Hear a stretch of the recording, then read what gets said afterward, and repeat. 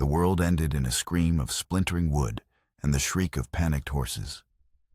Dust, thick and ochre, choked the air, tasting of gunpowder and sun-baked earth. John spurred his horse, cresting the low rise to a scene of brutal chaos. The midday stagecoach to redemption lay on its side like a slaughtered beast, one wheel still spinning a lazy, drunken circle against the brassy sky. Luggage and mail were strewn across the scrubland, torn open and discarded. Two men lay unmoving in the dirt, their stillness a stark counterpoint to the frantic energy of the aftermath. He saw the riders first, 3 of them, galloping hard toward the distant mesas, their figures shrinking in the heat haze. With them, shockingly, was a woman, her hair a wild banner of black against the pale sky, riding as hard as any man. They were the survivors, the victors. John dismounted his rifle, held low, and ready, his eyes scanning the wreckage with a grim, practiced calm. He was a rancher, a man whose life was measured in seasons, and the steady rhythm of work, but the echoes of a different, more violent life never truly faded. He approached the overturned coach boots, crunching on shattered glass. The silence that had descended was heavier than the heat, broken only by the buzzing of flies and the whimper of a dying horse. It was then he heard it. A small sound almost lost beneath the wind, whispering through the sagebrush. A child's whimper. His gaze swept the area, past the bodies, past the looted strongbox, and settled on a dense thicket of greasewood. He moved toward it, his steps slow, deliberate. There, huddled in the thorny embrace of the bush, was a little girl. She couldn't have been more than 6, her face a mask of dirt and tear tracks, her eyes wide with a terror so profound it had frozen her silent. Clutched in her impossibly small arms was an infant wrapped in a stained blanket, mercifully quiet. The sight struck John like a physical blow, knocking the air from his lungs. The dust, the sun, the dead men, they all dissolved, and for a heart-stopping second, he was somewhere else entirely. He was back in dusty El Paso, 10 years gone. The scent of gunpowder was fresh, and the screams were new. He saw the shattered glass of the bank window, the overturned tables. He saw his wife Sarah, her hand outstretched, her mouth open, in a silent cry.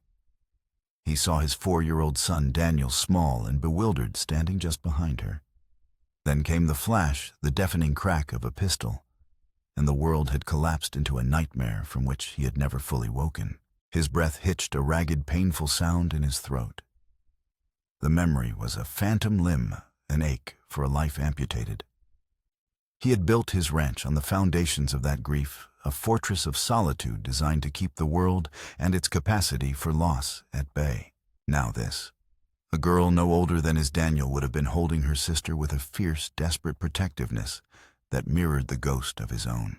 He holstered his rifle slowly, raising his hands to show they were empty. The girl flinched, pulling the baby tighter. Her knuckles were white. "Easy now," he said, his voice a low rumble, rough from disuse. "I'm not one of them." The girl stared at him, her gaze flickering from his face to the carnage behind him, and back again. There was no trust in her eyes, only the sharp, wary intelligence of an animal cornered. He knelt, closing the distance between them, until he was just outside the thorny bush. He could see the tremble in her shoulders and the determined set of her small jaw. The infant Emmy began to fuss, a thin, reedy cry that pierced the heavy silence. "Where's your mother?" John asked, though he already knew the answer. He had seen the 4th rider. The woman. The girl's chin lifted, a gesture of pure defiance. "Gone," she said, her voice small but sharp as flint. The word hung in the air, simple and devastating. John's own loss washed over him again, a cold tide. He had been left behind too. He understood the shape of that emptiness. He looked at the 2 children abandoned to the mercy of a landscape that had none, and the walls he had so carefully constructed around his heart began to crumble. Helping them was madness. It was inviting the world's pain back into his sanctuary. But walking away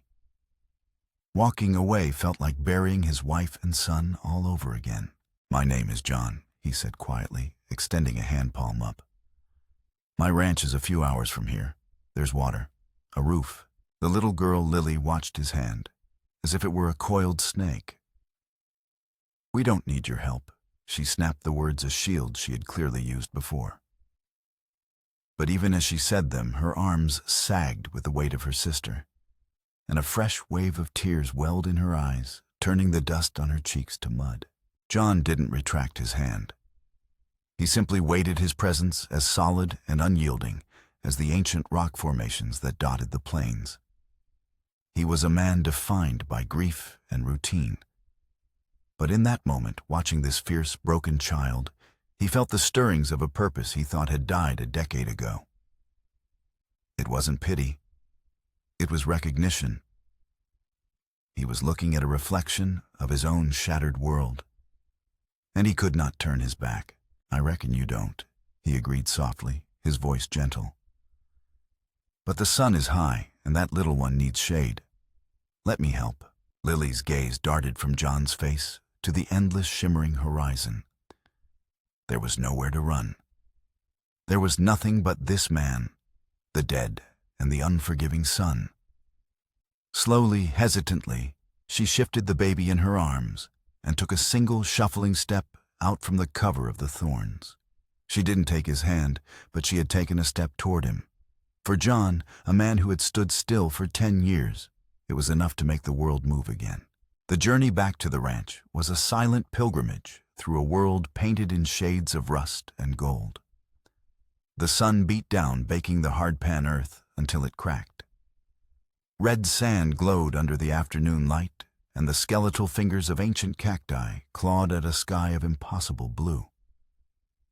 To John, the landscape had always been a reflection of his own soul, vast, desolate, and beautiful in its unforgiving emptiness.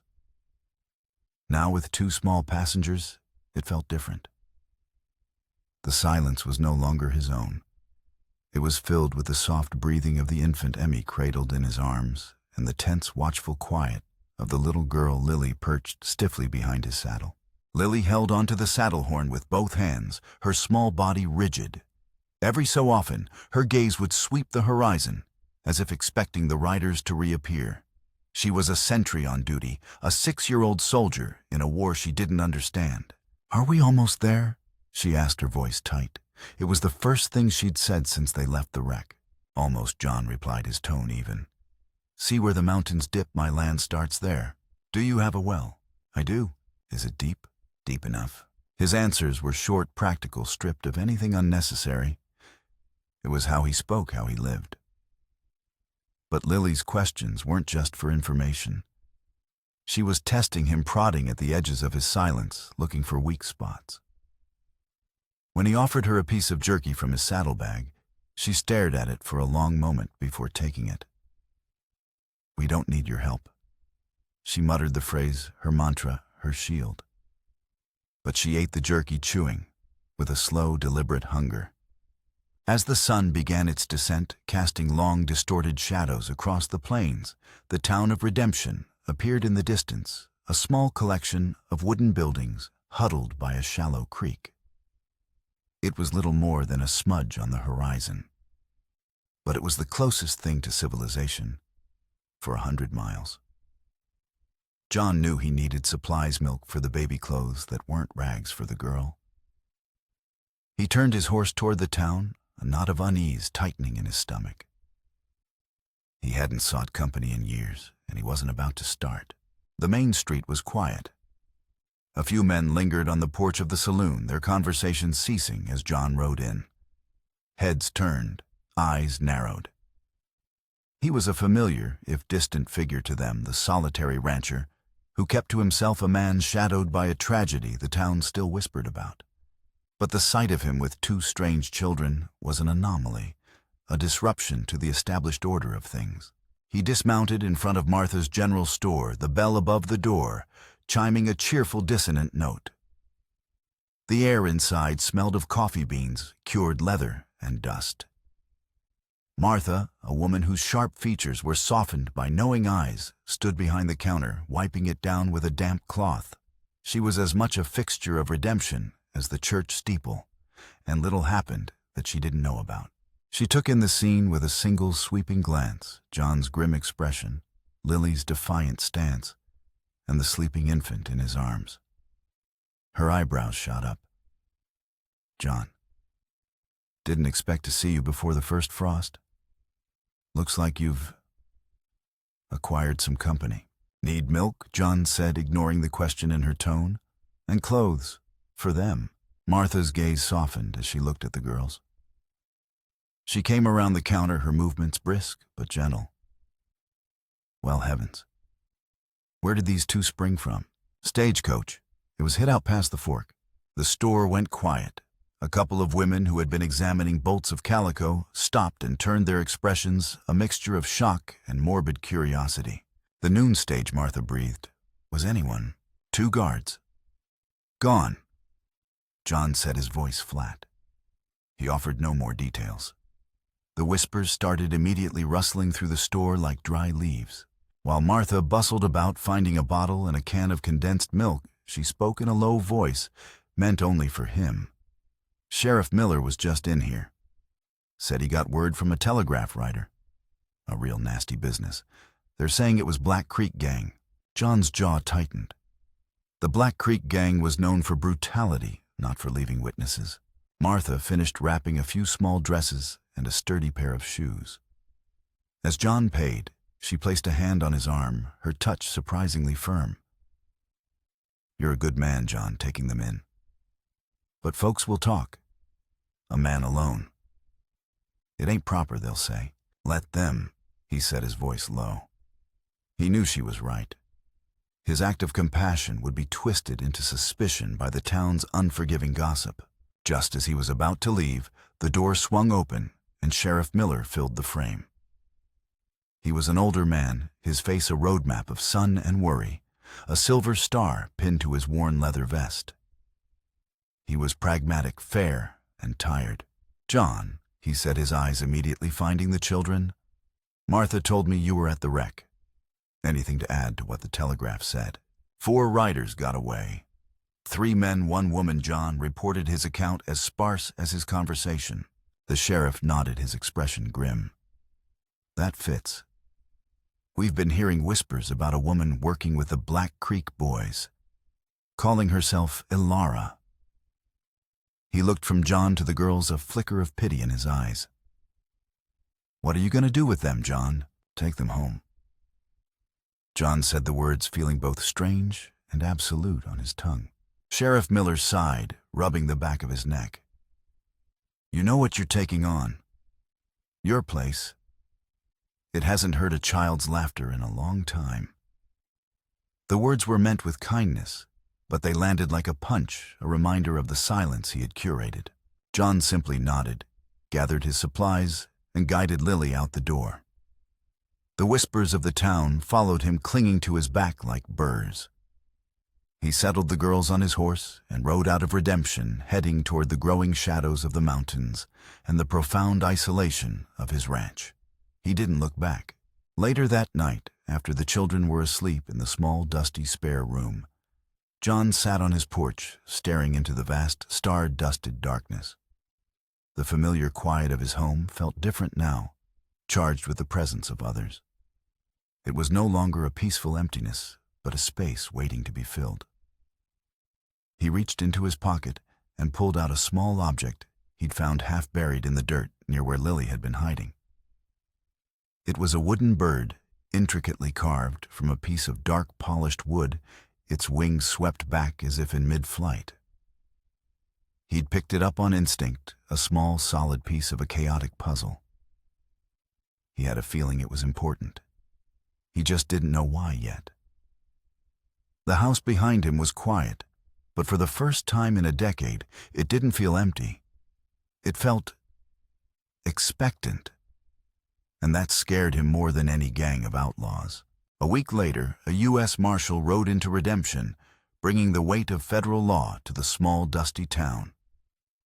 He was a lean, hard-faced man named Calloway, with eyes that seemed to miss nothing. His first stop was the sheriff's office, but his second was John's ranch. He arrived unannounced, his horse kicking up a cloud of dust that settled over the porch like a shroud. John was mending a fence line when he saw the rider approach.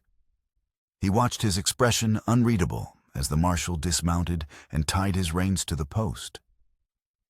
Lily, who had been sitting on the porch steps trying to teach Emmy how to clap, froze. She scooped her sister into her arms and scurried inside the screen door, banging shut behind her. John the marshal set his voice dry as the dirt under his boots. It wasn't a question.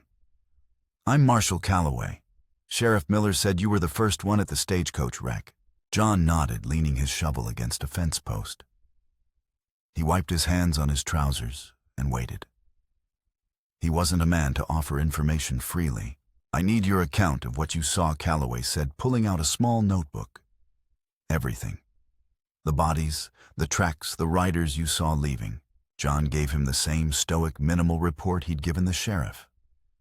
3 men, 1 woman riding southeast toward the mesas. The coach looted, the guards dead. He said nothing of the children. It felt like a private matter, a boundary the law had no right to cross. Calloway scribbled a few notes, his gaze sweeping over the ranch, the neat woodpile, the sturdy barn, the silent house. "You're a long way out here, John. A man could see things others might miss." "The land is quiet," John replied. "It makes you notice things." The marshal's eyes narrowed slightly. "The Black Creek gang is known for being sloppy but brutal. This robbery, though, it was different. It was precise. They weren't just after the payroll. The strongbox was carrying a set of land deeds for the Azure Canyon Basin, valuable property. They ignored a passenger's jewelry, a sack of silver coins. They knew exactly what they wanted." He paused, letting the information sink in. "We believe the gang had a new leader for this job. Someone smarter. Sheriff Miller mentioned you saw a woman ride off with them. We have a name, Alara. She's cunning, cruel, and she has a reputation for planning things down to the last detail. She doesn't make mistakes, and she doesn't leave loose ends." The name Alara sent a cold prickle down John's spine. He thought of the woman riding away, her face unseen, but her presence commanding. "Anything else you can remember?" Calloway pressed. "Anything out of place? Anything dropped?" John's mind went to the small object in his pocket. He hesitated. Handing it over felt like a betrayal of some unspoken trust with Lily. It was a piece of her past, of her mother. But the marshal's words about loose ends echoed in his mind. If this Alara was as meticulous as Calloway claimed, then abandoning her own children was the biggest loose end of all. It didn't make sense, unless it wasn't an accident, unless it was part of the plan. He slowly reached into his pocket and pulled out the small carved wooden bird. He held it out on his calloused palm. "Found this in the dirt, near where I found the girls." Calloway took the bird, turning it over in his fingers. His expression sharpened. "This is fine work. Too fine for any of the Black Creek boys." He looked up, his gaze intense. "The girls. Their mother was the woman who rode with the gang." "Looks that way," John said, his voice tight. The marshal was silent for a long moment, his thumb tracing the smooth lines of the bird's wings. "So she abandons her children at the scene of a federal crime. Why? It's a risk. It draws attention." He looked at John, a new calculating light in his eyes. "Unless she had a reason. Unless she knew someone would find them. Someone like you." The implication hung in the air, sinister and unsettling. The idea that his presence, his solitude, had been factored into a criminal's plan made John feel exposed, violated. After Calloway left, the silence of the ranch felt heavier, laced with a new and palpable threat.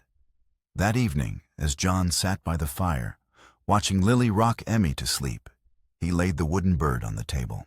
Lily's eyes widened. She gently placed Emmy in her makeshift cradle and picked up the carving, her small fingers tracing its familiar shape. "This was Mama's," she whispered, her voice thick with a confusion of emotions. "She made it. She used to say it was her good luck charm." A tear slipped down her cheek and she wiped it away angrily. She wouldn't have left it. She never went anywhere without it. John watched her, the puzzle pieces clicking into a disturbing picture. The robbery wasn't random. The target wasn't just money. And the children weren't just abandoned. They were placed. The wooden bird wasn't dropped by accident. It was left behind. A marker. A message. But for whom and why, the inciting incident was no longer the arrival of a lawman. It was the chilling realization that the violence that had shattered Lily and Emmy's lives wasn't over. It had followed them here to his sanctuary. The wooden bird, once a simple clue, was now a symbol of a much deeper, more personal mystery. And John knew with a certainty that settled cold and hard in his gut that he was already in the middle of it. The arrival of the children shattered the quiet grief of John's ranch. His life, once a predictable loop of chores dictated by the sun and seasons, was now a chaotic landscape of new and bewildering demands. His home, a place of silent remembrance, was suddenly filled with the piercing cries of an infant and the stubborn, challenging presence of a 6-year-old girl. The first major obstacle wasn't a physical threat, but an internal, emotional siege. John, a man who could gentle a wild horse and raise a barn with his own 2 hands, found himself utterly defeated by the simple task of caring for 2 small children. Emmy's cries echoed through the sparse rooms at all hours, a sound that scraped at his raw nerves. He'd walk the floor with her, his large calloused hands looking impossibly clumsy as he held her tiny, fragile body. He felt a helplessness he hadn't experienced since the day he'd lost his own family. Lily was a different kind of challenge. She was a fortress of self-reliance, fiercely independent, and suspicious of his every move. She insisted on doing everything herself, her small face set in a mask of grim determination. When he tried to cook a decent meal, the biscuits came out as hard as rocks. Lily watched him, her arms crossed, a silent, unforgiving critic. "My mama used to make stew," she said one evening, pushing the charred bacon around her plate. It wasn't good, but it wasn't burned. John's jaw tightened, but he said nothing. He simply scraped the contents of his own plate into the slop bucket and started over. The town, when he had to ride in for supplies, offered no solace. His act of kindness had made him an outcast. Whispers followed him down the main street. Women pulled their children closer as he passed. Men at the saloon would stop talking and watch him, and their eyes filled with a mixture of pity and contempt. Playing father to another man's kids, he heard one of them mutter, "Or maybe they ain't another man's at all." The insinuation was ugly, and it clung to him long after he left the town behind. He was a pariah, marked by a charity no one understood. The turning point came during a long, quiet afternoon. Lily was sitting on the porch with her doll, a shabby, one-eyed creature that had seen better days. The doll's leg had come loose, dangling by a single thread.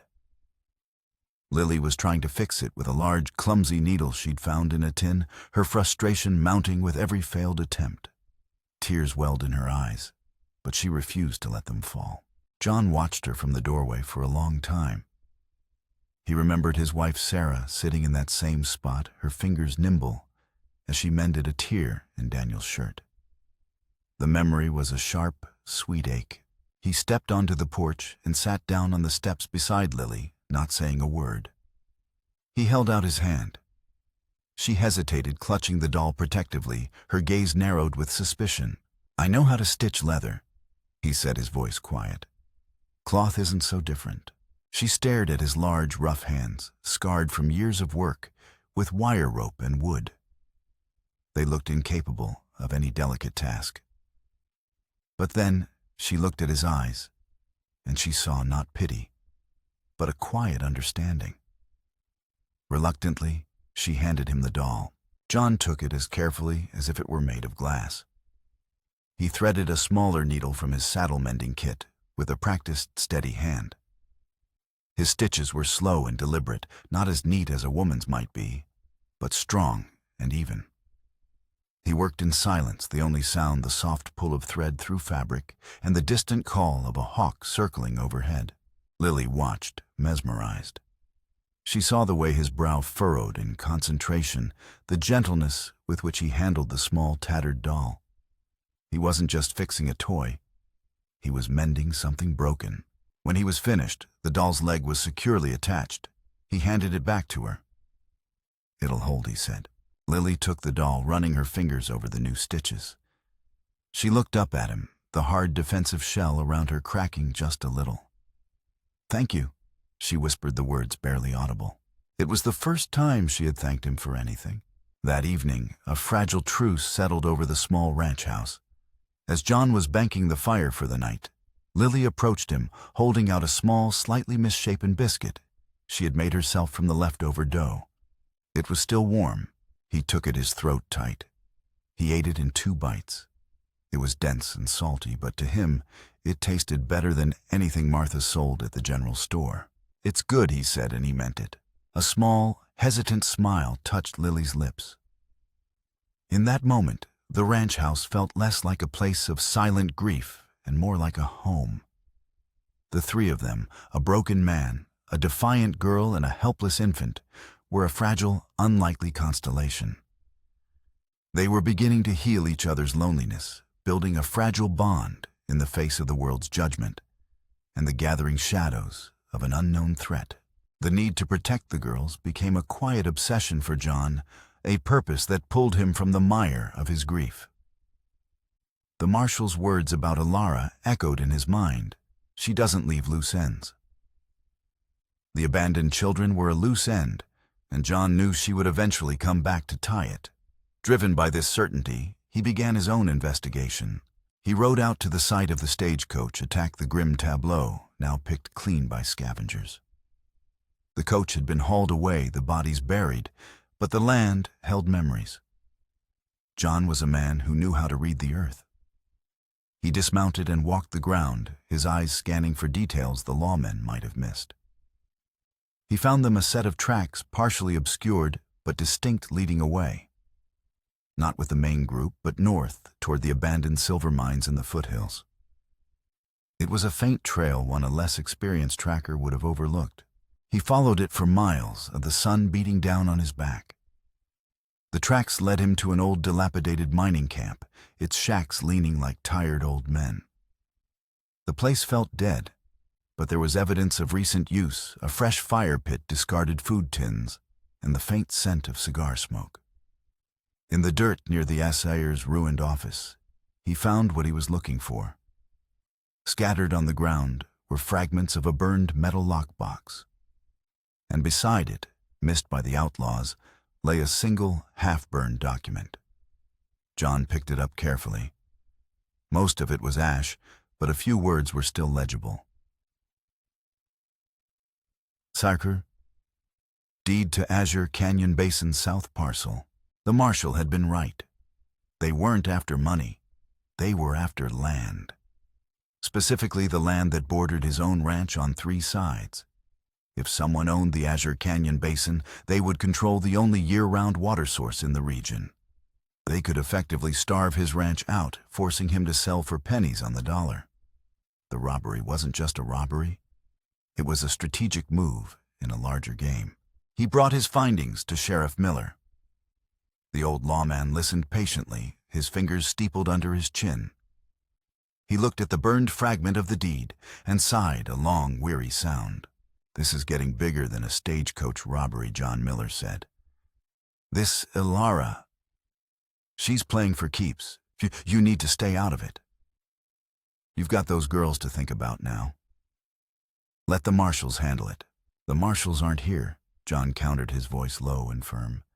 "And she left those girls on my doorstep. That makes it my business." Miller saw the resolve in John's eyes and knew it was useless to argue. "Just be careful, John.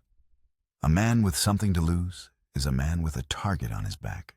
John's investigation had not gone unnoticed.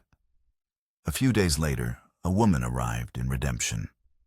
She was elegantly dressed for such a dusty town, her manner refined. She introduced herself at Martha's store as a writer from back east, collecting stories about life in the West. She was charming and inquisitive, and the townspeople, starved for outside attention, were happy to talk. Her name, she said, was Elena. She eventually made her way to John as he was loading supplies into his wagon. Lily was with him holding Emmy on her hip, her small face a study in solemnity. "Pardon me," the woman said, her voice smooth as silk. "You must be the rancher I've heard so much about. The one who took in those poor, orphaned children." John stiffened his hand, resting on the wagon wheel. He looked at the woman. Her eyes were a striking shade of green, intelligent and unnervingly direct. He felt an instant, inexplicable distrust. "They're not orphans," he said flatly. "Of course," she corrected herself with a practiced smile. "How wonderful of you to provide them a home. It takes a special kind of man to open his heart after suffering such a profound loss of his own." John's blood ran cold. Few people in Redemption dared to speak of his past so openly. "The townspeople say you're a quiet man." She continued, her gaze unwavering. "A man who survived a tragedy that would have broken most. It's a miracle, really. Some people aren't so lucky. They don't get a second chance." Her words were laced with a sly, veiled meaning that he couldn't quite grasp, yet it made the hair on his arms stand up. He saw Lily shrink back, slightly pressing closer to the wagon, her protective instincts on high alert. "I'm not looking for a second chance." John said, his voice hard as iron. He lifted Lily and Emmy into the wagon and climbed up beside them, taking the reins. The woman smiled, a slow, knowing expression that did not reach her eyes. "Oh, but you've already been given one, haven't you? I do hope you can hold on to it." As he drove away, the woman's words echoed in his mind. He glanced back and saw her standing in the street, watching them go. In the bright sunlight, he noticed something glinting on a fine chain around her neck. It was a small, intricately carved charm. A wooden bird. The realization hit him with the force of a physical blow. Elena must. Alara. She hadn't come to Redemption to ask questions. She had come to see him, to measure the man who stood in the way of her plans. And she had done it right under his nose, her calm demeanor a perfect disguise for the cunning and cruelty the marshal had described. The conspiracy was no longer a distant threat. It was here, wearing a pretty dress and a predatory smile. The confrontation came without warning. John was in the barn, pitching hay into the stalls, the familiar rhythm of the work, a small comfort in a world that felt increasingly unsteady. Lily was inside the house, humming a soft tune to a sleeping Emmy. The sun was low, painting the sky in fiery strokes of orange and crimson. A sudden, unnatural quiet fell over the ranch. The crickets stopped chirping. The horses in the corral grew still. John's head snapped up, his senses on high alert. A figure emerged from the long shadows of the cottonwood trees, walking toward him with a slow, deliberate confidence. It was the woman from town, Elena, Ilara. She was no longer dressed as a rider from the east. She wore practical riding leathers, and a Colt Peacemaker was holstered low on her hip. The setting sun glinted off the carved wooden bird at her throat. "You have a beautiful piece of land, John," she said, her voice carrying easily in the still air. She stopped a few yards from the barn door, her stance relaxed, but her eyes were sharp, predatory. A place a man could build a future, or hide from a past. John set down his pitchfork, his body tensing. He moved to place himself between her and the house, a silent, immovable shield. "What do you want?" "What I've always wanted," she replied, a bitter edge to her voice. "Justice." She took a step closer. "You don't recognize me, do you? But you should. You destroyed my life. It seems only fair that I return the favor." John stared at her, confusion warring with a rising sense of dread. "I don't know you." A cruel smile touched her lips. "You knew my brother. His name was Thomas Kane. Does that name mean anything to you? Or do you not bother to remember the names of the men you kill?" The name hit John like a fist to the gut. Thomas Kane. He was one of the robbers in El Paso. The bank. The gunfire. the day his world ended. Elara saw the recognition dawn in his eyes, and her smile widened. Ah, there it is. You do remember. My brother Tom. He wasn't a killer. He was a good man, desperate, forced into that robbery by men who threatened his family. He was trying to surrender when you shot him. You shot him in the back like a coward. John's mind reeled. The memories of that day were a chaotic blur of smoke and fear. But he remembered Thomas Kane. He remembered the man falling. But he hadn't fired the shot. He had been on the other side of the room trying to shield Sarah and Daniel. You're wrong, John said, his voice a hoarse whisper. Elara's voice dripped with venom. I spent 10 years piecing my life back together. 10 years planning. I found out who you were, where you had gone to hide. I watched you build this little life for yourself on your mountain of grief, and I decided that taking your land wasn't enough. Taking your money wasn't enough. I wanted you to suffer the way I suffered. I wanted you to lose everything you love. Again. Her plan, in all its diabolical clarity, slammed into him. The stagecoach robbery was never about the deeds themselves. It was about the setup. It was about her children, Lily and Emmy. He breathed the horror of it dawning on him. My brother's children, actually, she corrected him coldly. Tom's daughters, my nieces. A loose end his worthless wife couldn't handle. But they became useful. I knew your story, John. I knew about your wife and son. I knew you were a broken man, hollowed out by loss. I knew if you found 2 abandoned children, you wouldn't be able to resist. You'd take them in. You'd start to care. You'd let them fill that empty space in your soul. She took another step, her eyes burning with a fanatic's fire. And just when you started to feel whole again, just when you started to think you might have found a new family, I would come and take them away from you. The final, perfect act of revenge. I will make you watch as you lose a family all over again. The twist was breathtaking in its cruelty. The entire story, his kindness, the town's judgment, his growing bond with the girls, was nothing more than a carefully orchestrated prelude to his own destruction. He was not their savior. He was a pawn in a decade-long vendetta. The conflict was not about land or money. It was a deeply personal war, and Elara had just brought it to his front door. He looked past her toward the house where the 2 girls slept, oblivious.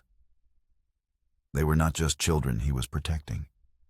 They were the weapon being used against him, and the final prize in a battle he never knew he was fighting.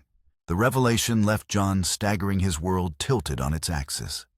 As if on cue, the wind picked up a low moan that rustled through the dry grass. Dark clouds, which had been gathering unnoticed on the horizon, began to roll in, swallowing the last of the evening light. A storm was coming. You're insane, John said, his voice low and shaking with a fury he hadn't felt in years. Elara laughed, a sharp, humorless sound. I'm not insane. I'm patient. She raised a hand, and from the trees behind her, 3 armed men emerged, their rifles held ready. The surviving members of the Black Creek gang. This ranch is surrounded. There's nowhere to run. My men will take the children. You will watch them go. And then you'll be left with what you deserve. Nothing. But before her men could advance, the first gunshot rang out. Not from John, but from the house. The window of the main room shattered, and one of Elara's men cried out, clutching his shoulder as he fell back. John's head whipped around. Lily was standing in the doorway, his heavy hunting rifle propped against the frame, her small face pale but resolute. She had seen Elara arrive, had heard the venom in her voice, and had acted. Get back inside, John roared, a mix of terror and pride surging through him. The shot broke the standoff. Elara's men opened fire, splintering the barn door and kicking up dust around John's feet. He dove for the cover of a watering trough, drawing the old Colt that had been a permanent fixture on his hip. The air filled with the deafening roar of gunfire. The siege had begun. What followed was a desperate battle for survival. The wind grew stronger, whipping dust into the air, creating a swirling, blinding vortex. The world was reduced to fleeting glimpses of movement, the flash of muzzle fire and the howl of the approaching storm. John pinned down returned fire with grim efficiency, his shots aimed not to kill, but to disable to keep them back. He was fighting for time. Inside the house, Lily dragged a heavy wooden table in front of the door, her small body straining with the effort. She reloaded the rifle with trembling hands, the movements copied from the countless times she had watched John clean his weapons. She was no longer just a child he protected. She was a partner in their survival. The psychological toll was as relentless as the physical one. Alara's words replayed in John's mind, a tormenting loop of distorted truth. You shot him in the back. Was it possible in the chaos of that day? Could he have made such a mistake? Guilt, the old familiar ghost, rose up to haunt him. He was fighting not only for his life, but against the crushing weight of his own past. A lull in the fighting came, as the dust storm hit its peak, reducing visibility to mere feet. The world turned a gritty, suffocating brown. John used the cover to scramble from the trough to the relative safety of the porch, crawling on his belly as bullets whizzed over his head. He burst through the door, barring it behind him, just as a fresh volley of shots hammered against the wood. He found Lily huddled by the fireplace, Emmy wailing in her cradle nearby. "You did good, Lily," he said, his voice rough with emotion as he checked her for injuries. "You did real good." She looked up at him, her eyes wide with fear, but shining with a fierce courage. "She wants to hurt us. She wants to take us away." He knelt in front of her, taking her small shoulders in his hands. The wind howled outside, rattling the windows like angry fists. "Listen to me," he said, his voice urgent. "What she said out there, about my past. It's true that I lost my family a long time ago. I was afraid to ever care about anyone again." His voice broke the confession, tearing from a place deep inside him he thought was long dead. "But then I found you two, and I'm not afraid anymore. I won't let her take you." Lily's lip trembled, but she didn't cry. She reached out and placed her small hand on his arm. "We won't let her either," she said, her voice small but unwavering. Her courage was a beacon in his storm of guilt and fear. It solidified his resolve. He was no longer fighting for vengeance or to clear his name. He was fighting for them, for the future this new, improbable family represented. The storm outside raged, but inside the small, besieged ranch house, a quiet and unbreakable alliance had been forged. The climax arrived with the full fury of the storm. The wind screamed like a banshee, tearing at the roof shingles. Dust and debris swirled in the air, a chaotic dance of nature's rage. Under the cover of the maelstrom, Alara's hired guns breached the house. A heavy log used as a battering ram splintered the back door, and two men spilled into the kitchen, their faces covered with bandanas, their eyes wild. The fight was not a heroic shootout. It was a desperate close-quarters struggle in the dimly lit ranch house. The main lamp had been shattered, plunging the room into a terrifying gloom, illuminated only by the flickering embers in the fireplace and the intermittent flashes of lightning that lit the scene in stark, ghostly tableaus. John met the first man with the force of a grizzly bear, using his sheer size and strength to drive him back against the wall. A pistol shot went wild, blasting a hole in the ceiling. The second man lunged for Lily, who stood frozen near the hearth, shielding Emmy's cradle with her body. With a roar of pure protective instinct, John disengaged, grabbing a cast-iron skillet from the stove and swinging it with all his might. It connected with the man's head with a sickening thud, and he crumpled to the floor. The stakes were absolute: his life, the children's lives, and the fragile chance at redemption they represented. The house itself became a weapon and a threat. The wind howled through the broken door, fanning the embers in the fireplace. Sparks flew, catching on a nearby stack of newspapers. A small flame licked up the wall, threatening to turn their sanctuary into a funeral pyre. Through the swirling smoke and chaos, Alara stepped through the shattered doorway, a pistol in her hand, her face a mask of triumphant fury. "It's over, John. There's nowhere left to hide." John shoved Lily and the cradle behind the heavy oak dining table, creating a makeshift barricade. He faced Alara, his own pistol empty, his body bruised and exhausted. He stood between her and the children, the last line of defense. Why, he gasped, buying a precious second. Why this obsession, even if I did kill him? Your brother was still a bank robber. He was on the wrong side of the law. He was my brother. She shrieked, her composure finally cracking. Lightning flashed, illuminating the mad grief in her eyes. He was all I had left. He told me he was forced into it, that he was going to surrender. He wouldn't have hurt anyone. As John braced for the final shot, a secondary twist, sharper and more brutal than the first, was revealed. From the floor, the man John had struck with the skillet moaned, pushing himself up on one elbow. He was dazed, his bandana askew. He's the one, the man rasped, pointing a trembling finger at Alara. Your brother. He shot the woman and the kid. I was there. I saw it. He panicked. The words hung in the smoke-filled air, a truth so devastating it silenced the storm. Alara froze, her pistol wavering. You're lying, she whispered, her voice hollow. No, John said, the pieces of his shattered memory finally clicking into place with terrible clarity. He's not. I remember now. Your brother raised his gun. He shot them. He shot my wife and my son. A wave of nausea and pure, unadulterated rage washed over him. I didn't kill him. He continued, his voice cracking. After he fired, there was panic. The crowd surged. A horse broke free from its hitching post. Your brother was trampled in the chaos. Alara's entire vendetta, the intricate decade-long tapestry of her hatred, unraveled in an instant.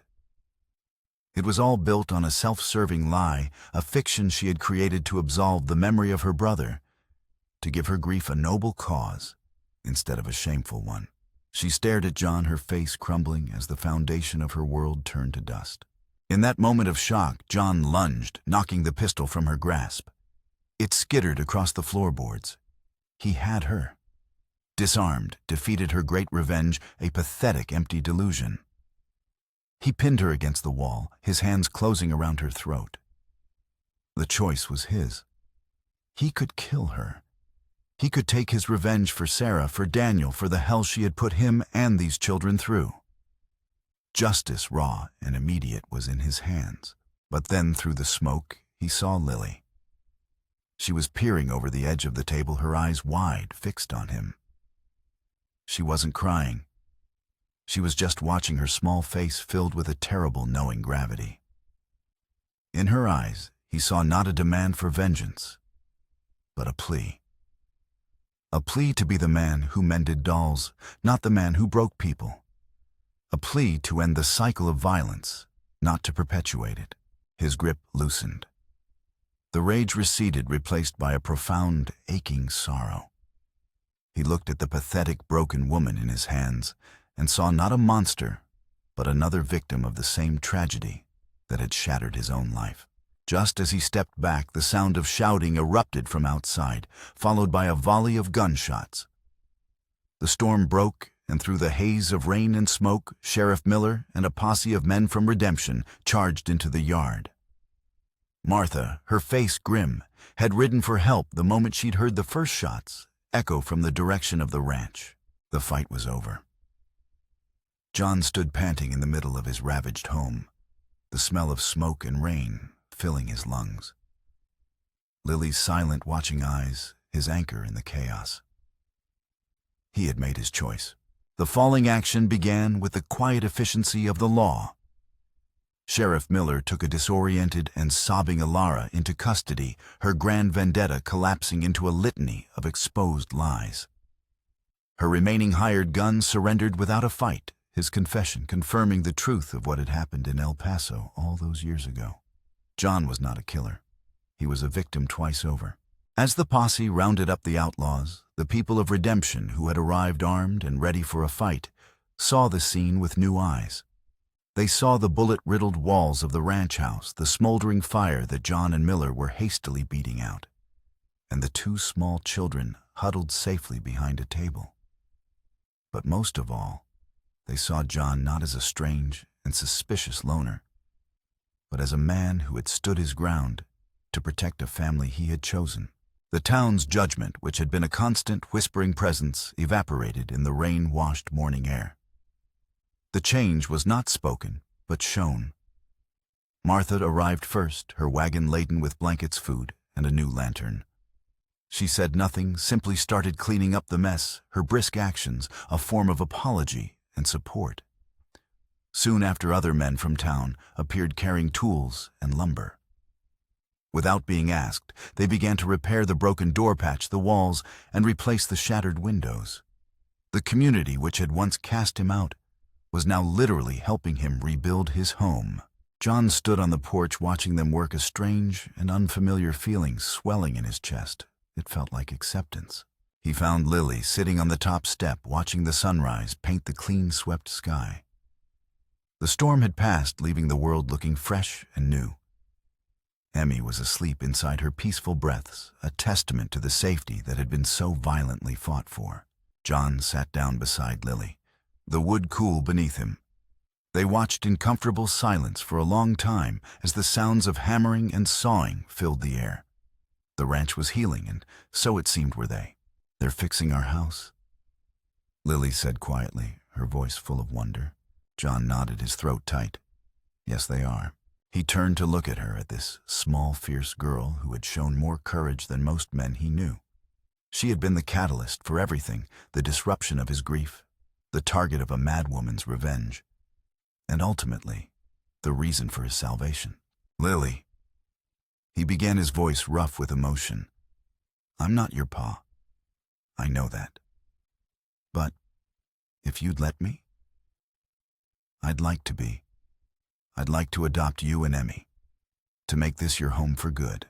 He held his breath, the question hanging in the cool morning air.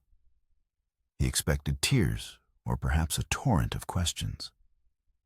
But Lily simply looked at him, her gaze direct and clear. For a long moment she searched his face, seeing the honesty, the fatigue, and the deep, abiding affection there. She didn't offer a dramatic speech. She didn't need to. She just gave a simple, trusting nod. A single tear traced a path through the grime on John's cheek. He didn't wipe it away. He let it fall, a baptism for a man reborn. On the porch of their repaired home, as the sun climbed higher, a new family was quietly, irrevocably forged, not by blood, but by the unbreakable bonds of shared survival and a love that had weathered the storm. Months passed.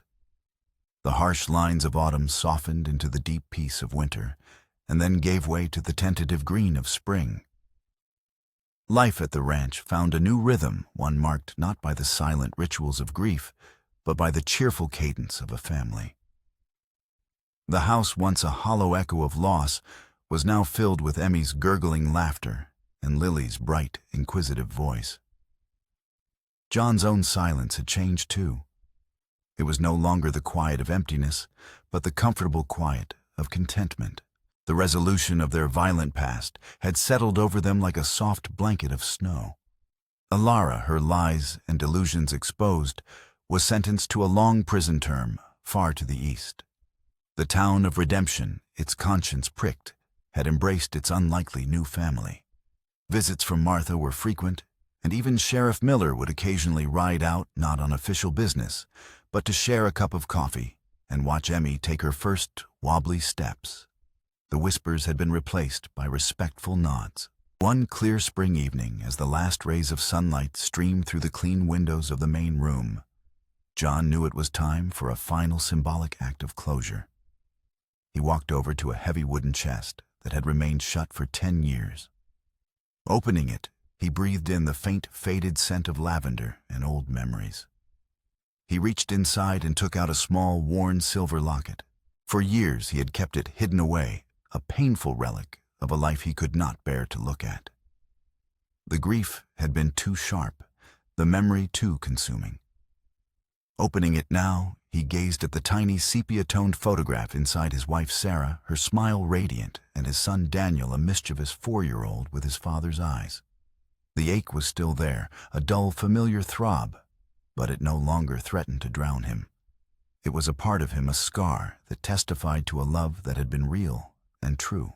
Lily, sensing the solemnity of the moment, came to stand beside him. She looked from the locket to John's face, her expression one of quiet understanding. John closed the locket gently. He didn't put it back in the chest. Instead, he walked to the mantelpiece above the fireplace. He placed the locket there, standing it upright so it caught the evening light. Then he picked up a piece of paper that had been proudly displayed in the center. It was a crayon drawing Lily had made just last week. It showed a giant of a man with a wide smile, a little girl with a bright red dress, and a tiny round baby, all holding hands under a smiling yellow sun. He placed his locket on the mantelpiece right next to Lily's drawing. The act was a quiet declaration. He was no longer a man trapped by his past, defined solely by what he had lost. He was integrating that past into a new, hopeful future. He was honoring Sarah and Daniel while fully embracing Lily and Emmy. The two families, the one taken from him and the one given to him, could now exist together, two chapters of the same life. He put his arm around Lily's shoulders, and she leaned against him, a simple, trusting weight. Together, they looked at the two objects on the mantel, a photograph of the past and a drawing of the future, side by side. Outside on the porch, a gentle breeze stirred. The mended wind chime, which John had repaired with a steady hand, turned slowly. Its clear, gentle notes floated into the room, a fragile but enduring song. It was the sound of a healed and resilient family, a melody of kindness built one note at a time.